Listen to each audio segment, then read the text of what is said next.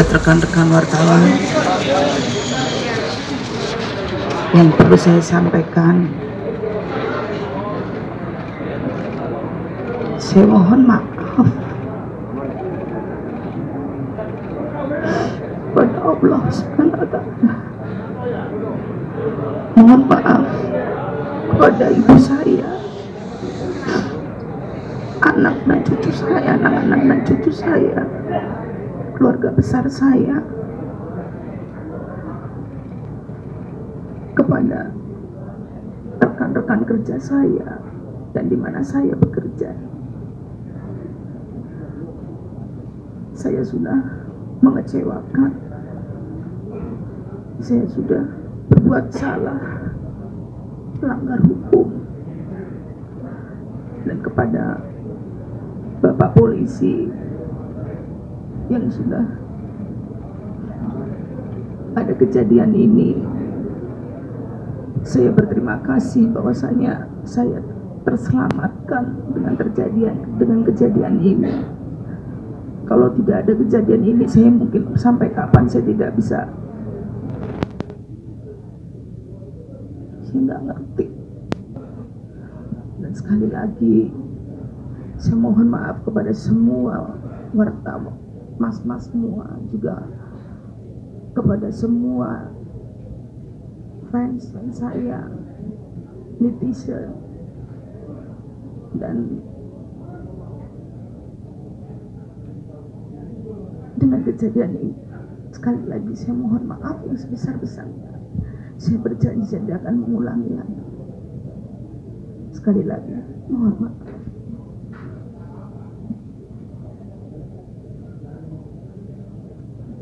Sampai saat ini penerapan pasal yang kita tetapkan terhadap ketiga tersangka yaitu 114, 112, 132, dan kita masukkan 127 di dalamnya terhadap dua tersangka lainnya. Jadi ini yang bisa kita sampaikan, sedang berproses. Kita melihat ada jaringannya di sini yang lagi kita kembangkan sementara ini. Tim penyidik atau tim dari Direktorat Narkoba Polda Metro Jaya fokus terhadap penindakan, fokus terhadap pengungkapan kasus narkoba, khususnya bandar dan penyalahgunaan narkoba. Kita tidak pernah menyasar, kita tidak pernah menarget profesi-profesi tertentu ataupun oknum-oknum tertentu. Terkait dengan kejadian ini, betul, kami tim mendapat informasi masyarakat jaringan HD atau alias TB yang disampaikan tadi. Kami melakukan pendalaman, ternyata informasi masyarakat di bilangan Tebet sering dilakukan transaksi narkoba dan penyalahgunaan narkoba. Kita melakukan pendalaman. Pada saat itu, kita melihat bahwa tersangka TB telah menyerahkan sesuatu barang di luar pagar yang rumahnya kita tidak tahu itu rumah milik siapa dan diserahkan kepada siapa. Berangkat dari itu, pada saat selesai transaksi ataupun penyerahan barang itu, kami melakukan pembuntutan terhadap tersangka TB dan kita melakukan penangkapan, penggeledahan, ditemukan hanya handphone dan uang 3,7 juta rupiah di dalam dompet tersangka TB. Awalnya tidak mengaku ini uang apa, dan ia mengakui bahwa ini penyerahan perhiasan. Dari sini kami merasa tertarik untuk mendalami, penyidik ataupun tim lapangan, kalau seandainya perhiasan apa yang diserahkan, bentuknya seperti apa, warnanya apa, uangnya berapa banyak yang diserahkan hasil penjualan perhiasan itu, apakah 3,7 juta dengan harga perhiasannya cukup atau tidak. Berangkat dari situ, tim 2 kami melakukan penggeledahan terhadap rumah tersebut. Pada saat masuk, betul, kami melihat ditemui tersangka JJ terlebih dahulu setelah dipertemukan oleh asisten rumah tangganya. Dan di sini kami melihat ada tindakan yang kurang kooperatif yang saya sampaikan tadi. Barang yang diserahkan sudah diakui bahwa itu narkoba sabu 2 gram yang sudah dipakai mereka berdua, JJ dan NN, dan sempat digunting dan dibuang ke dalam kloset. Ini bentuk upaya untuk menghilangkan petunjuk ataupun menghilangkan barang bukti yang dilakukan oleh saudara NN. Pada saat setelah dibuang, baru kami dapat menginterogasi JJ dan NN. Awalnya juga tidak mengakui. Diakui adalah saya menerima perhiasan, tetapi kita lanjutkan pertanyaan perhiasan apa, harga berapa, itu tidak bisa disampaikan. Pada saat kita melakukan penggeledahan, NN mengakui bahwa baru saja memakai narkoba dan mengakui sudah dibuang ke dalam kloset. Kita geledah, ditemukan barang-barang disebutkan tadi, dan ditemukan pula 0,36 gram sabu. Ya, itu penekanan dari kita.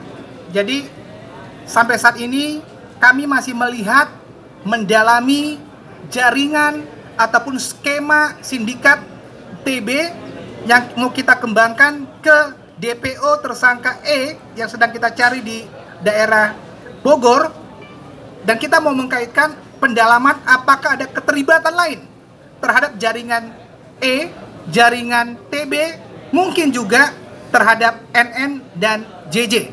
Ini masih mau kita dalami sampai dengan saat ini.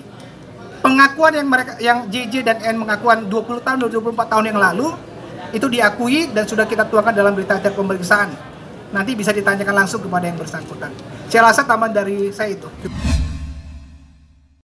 Alhamdulillah sudah bisa ketemu sama Mama dan sudah melihat kondisi dan keadaan Mama secara langsung. Alhamdulillah Mama di dalam sehat, Mama di dalam baik.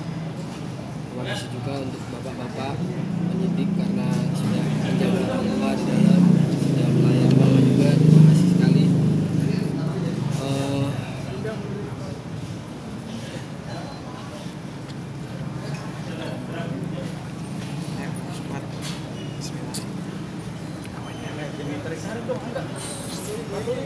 Pindah ya.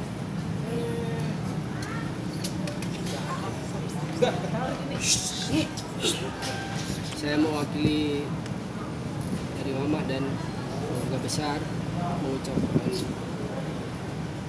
mohon maaf ya sebesar-besarnya untuk fans, terutama untuk warga. Semoga ini jadi pelajaran yang baik. Ya kalau penyesalan sudah pasti ya Mas, semua orang pasti menyesali, nggak ada yang pengen ada terjadi seperti hal seperti ini, nggak ada. Tadi di dalam baik-baik, alhamdulillah, cuman mungkin tadi pada saat press release mungkin kecapean karena sudah hampir 2 hari istirahatnya belum full dan juga tadi mungkin belum makan ya. Tadi agak panas juga.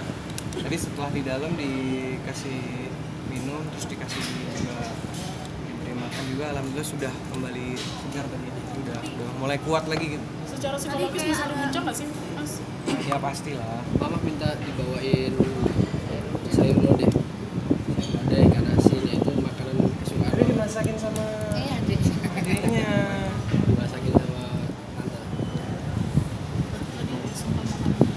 Iya. Belum tak doa, masih di mobil. Bisa di. Ya, kita tetap mengikuti prosedur. Kita akan tetap mengikuti prosedur. Kita ikuti aturan-aturan semuanya. Untuk masalah selanjutnya kan sudah kita serahkan sama Om Sandy. Ikutin proses hukum dulu, kita ikutin proses hukum dulu sampai dimana nanti pastikan, karena untuk saat ini juga nggak akan ketahuan hasilnya seperti apa. Kita juga ditunjukkan keseharian Mama itu setiap hari ya hanya kerja, pulang kerja, timbang cucu sampai rumah, makan, tidur, istirahat, seperti normal-normal aja, nggak ada menunjukkan hal-hal yang aneh. Seperti tadi kita sampaikan bahwa nantinya kita kan masih dalam proses pemeriksaan nih. Insya Allah mungkin ke depan keluarga dan tim kuasa hukum mengajukan permohonan untuk rehabilitasi nantinya. Tapi kita lihat dulu sambil berjalan hari ini dulu pemeriksaannya. tadi malam juga ya semuanya juga berjalannya juga baik, dan juga ada beberapa kali pemeriksaan berhenti terus nanti terusin lagi. Ya makanya kan nantinya kalau misalnya kita berikut ke depan kan kita akan mencoba untuk mengajukan permohonan untuk melakukan rehabilitasi terhadap klien kami kan. Nanti juga permohonan juga pasti yang mengajukan selain kuasa hukum juga ada jaminan dari pihak keluarga. Ya nanti kita lihat hasilnya seperti apa, tapi itu nanti kita bicara setelah pemeriksaan semua sudah selesai. Oke. Oke, BRW, coba gimana update-nya apa sekarang nih? Update-nya ini aku sekarang langsung mau jenguk Gali, karena kan memang kalau jadwal di sana untuk jam jenguk itu dari Senin sampai Kamis. Kalau untuk Senin itu dari jam 10 sampai jam 3 sampai di Rabu. Tapi kalau Kamis itu dari jam 10 sampai jam 2. Jadi di Sabtu Minggu kan memang nggak boleh jenguk. Jadi ya udah, sekarang udah selesai acara ini, langsung cepet-cepet ke Gali. Waktu minggu awal sempat agak drop, tapi sekarang udah alhamdulillah udah bisa beradaptasi. Pikiran atau apa? Ya mungkin kan ya shock lah pasti kan kaget lah, wajar sih. Kangen kali ya? Kangen sih iyalah. Dia masih menjalani proses aja, doain aja semoga cepat selesai. Kita lagi coba cari cara untuk mediasi. Enggak, masih cuman kan sekarang lagi pada keluar negeri, ada yang masih sibuk. Jadi ya udah, apa yang bisa aku handle sendiri aku. Dan itu kan waktu itu kan belum tanda tangan kuasa hukum, baru kita foto-foto aja, baru kita diskusi aja. Terus kan setelah itu ada 10, terus kan ada salah satu yang mengundurkan diri. Ya itu karena ada perbedaan pendapat aja sih antara dia dan lawyer satunya. Nggak ada masalah dengan aku sama Galinya, tidak ada. Total berapa sekarang jadi yang menang? 9 ya. Aku udah diskusi juga sama Fakat, kuasa hukumnya. Ya itu kan mungkin posisinya karena merasa tersudut kali ya, karena kan semenjak dipanggil saksi-saksi, ya apa namanya, mungkin kan Bang Indra kan bicara apa adanya sih. Sebenarnya nggak bisa disalahin juga, karena kan komunikasi itu kan di handphone aku kan ada gitu loh, dan itu kan disita dari pihak kepolisian. Jadi ya mungkin Bang Indra bicara berdasarkan fakta, cuman mungkin kan namanya orang lagi di dalam sana emosinya nggak stabil apa sampai bikin surat pernyataan. Tapi aku sudah klarifikasi juga kok sama Fakat, kalau itu ibaratnya udah bukan masalah lagi, itu karena sesaat emosional aja. Jadi saling menyalahkan satu sama lain. Ya karena mungkin dari pihak sana kan merasa tersudut ya, kok aku bela yang dibelain banyak. Padahal kan kita kan nggak bisa bicara sembarangan. Sebagai saksi di kepolisian pasti harus menceritakan fakta, dan itu pun handphone aku kan sampai saat ini kan masih disita gitu loh. Itu semua percakapan itu kan ada semua. Jadi itu punya hak masing-masing sih sebenarnya untuk bicara berdasarkan fakta. Benar kan pasti udah ada skripnya, udah ada menerima pembayaran. Ini kan kita nggak dibayar, semuanya spontan. Bahkan kan tadi pernyataan itu juga dari awal itu spontan gitu loh. Surat pernyataan itu kan baru mulai kemarin hari Jumat, karena mungkin ada statement-statement yang merasa pihak dari Pablo jadi terpojok. Ya agak kaget juga ya, kok jadi kayak gini gitu loh, kok jadi melebar kemana-mana. Padahal awalnya kan nggak ada masalah gitu. Gini loh, kita nggak bisa sembarangan ya bicara berdasarkan fakta. Yang penting apa yang aku ungkapkan kan udah berdasarkan fakta itu aja. Jadi aku nggak mau berandai-andai atau apa gitu loh, karena apa ya kan aku udah dipanggil dari pihak kepolisian untuk di BAP, itu aja sih, ikutin aja proses hukumnya. Kalau aku sampai seperti itu, pasti kan nggak mungkin ada bukti bahwa tanggal 17 itu aku melakukan keberatan. Aku langsung WhatsApp-kan ke mereka, dan itu juga kan di teman-temanku di grup juga ada percakapan itu gitu loh, betapa mereka juga udah keberatan. Terus aku juga udah bicara di situ, ini aku udah hubungin Pablonya nggak mau nurunin karena kata Pablo aman gitu loh. Terus aku udah sampai minta tolong gitu. Jadi kalau sampai ada indikasi aku dibilang ini itu ya nggak mungkin ada percakapan itu, dan itu kan semuanya sudah di pihak kepolisian gitu loh. Jadi ya silakan aja mereka mau bicara apa, karena kan setiap orang punya pembelaan masing-masing ya. Tapi kalau aku bicara berdasarkan fakta, makanya kemarin teman-temanku juga dipanggil gitu untuk sebagai saksi, berani ngomong apapun ya, karena kan intinya kan namanya orang lagi tertekan, mungkin merasakan dipojokin dalam pemberitaan, padahal kan apapun yang disampaikan mungkin dari Bang Indra Tarigan ataupun Tessa kan ya mereka kan yang tahu gitu loh, dan kejadian malam itu aku keberatan, mereka saksi-saksinya gitu. Mungkin kalau aku yang otaknya ya ngapain gue keberatan, pasti gue ada dibayar, kedua pasti ada skripnya, ini kan nggak ada skrip, nggak ada pembayaran apapun gitu loh. Dan mereka kan berdalinya kalau aku datang karena aku yang minta datang, padahal kan di WhatsApp itu semua dari pihak Ray yang mengundang aku untuk datang, dan itu nggak cuma sekali, berkali-kali. Jadi ya nggak apa-apa, cuma jadi gini loh, kalau kemarin Bang Rihat sempat megang aku atau apa, aku itu tipe orang yang bicara detail, cuman karena ini kan masalahnya udah terlalu tajam ya, jadi dia tuh ngejagain aku untuk udah jangan banyak bicara gitu loh, kalau bicara pendek-pendek aja, karena takutnya nanti digoreng sana, digoreng sini, kan sekarang melebar kemana-mana ya, dari tentang advokat lah, tentang rumah lah, berlian lah, ini gitu. Saya kan barengan terus gitu kan, dan di sini kan sebenarnya Gali juga yang jadi korban, karena kan yang harusnya bertanggung jawab kan pihak yang punya konten gitu loh. Dan mereka juga kan pada saat mengupload itu kan nggak ada konfirmasi ke aku, tiba-tiba aku tahu juga dari Bang Indra Tarigan juga kan gitu, oh ini ada vlognya kayak gini ya gitu, dan pada saat itu juga aku udah minta turunin dari tanggal 17 Juni sebelum masalah ini jadi dilapor. Itu pendapat orang kan, aku sih nggak mau ini ya, orang punya pendapat masing-masing, yang penting aku sih tetap apapun yang disampaikan, bahkan saksi-saksi juga sudah ada, itu aja fokus di situ aja. Nggak kenal artis Belanda saya. Dari Indonesia. Oh, dari Indonesia nggak?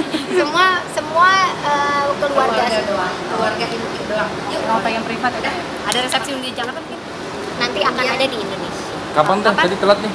Nanti di Indonesia segera dikabari secepatnya. Aja. Mungkin tahun bulan. Kadang-kadang bisa. Akhir tahun ya. Mudah-mudahan akhir tahun atau mungkin tahun depan. Karena kan harus banyak yang dulu. Kenapa sih Belanda sedikit? Ya pengen kan ada 2 keluarga. Iya, di Belanda sama ini. Itu aja. Udah cabut. Dari yang ke KPI juga udah dicabut semua. Penyesalan mungkin udah terlambat ya. Penyesalan apa ya, kita lebih ke ambil hikmahnya aja yang terjadi seperti apa. Kedepannya semoga nggak terjadi lagi dan menjadikan pribadi yang Lebih hati-hati kan Mel? ya hati-hati tuh pasti lah, dari sebelumnya juga hati-hati. Cuman tapi kata lain dan siapa-siapa mau seperti ini. Di sini ya Meldi mohon aja dan mohon bantuannya pada orang-orang yang ikut Meldi. Semoga Meldi selalu banyak rezekinya, sukses selalu di sini. Siapa tahu Meldi bisa berbagi ceritanya. Enggak ya, dari sebelumnya itulah keuntungannya dari masalah ini. Meldi lebih lega, damai karena udah terjatuh dari tersangkanya. Ya biasa aja ya, layaknya yang kayak biasa, mungkin nggak, masih belum sedekat. Ada rencana mau duet bareng? Ya kalau misalnya ada undangan kenapa enggak lah kan. Kalau misalnya ada undangan duet nih, Meldi duet sama tantenya gini, ya oke ya.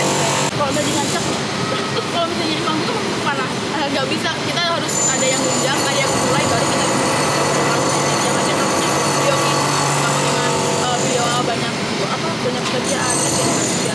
Enggak sih, mungkin cuma saling cabut aja udah, itu aja. Selain itu sebenarnya ya tetap lagi dengan suka Meldi dan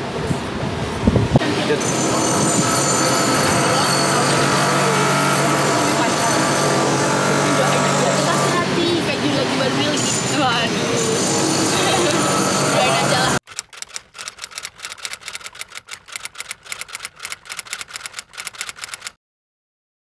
Jadi jangan lupa untuk subscribe Cumi Cumi. Ditekan ya tombol lonceng merahnya.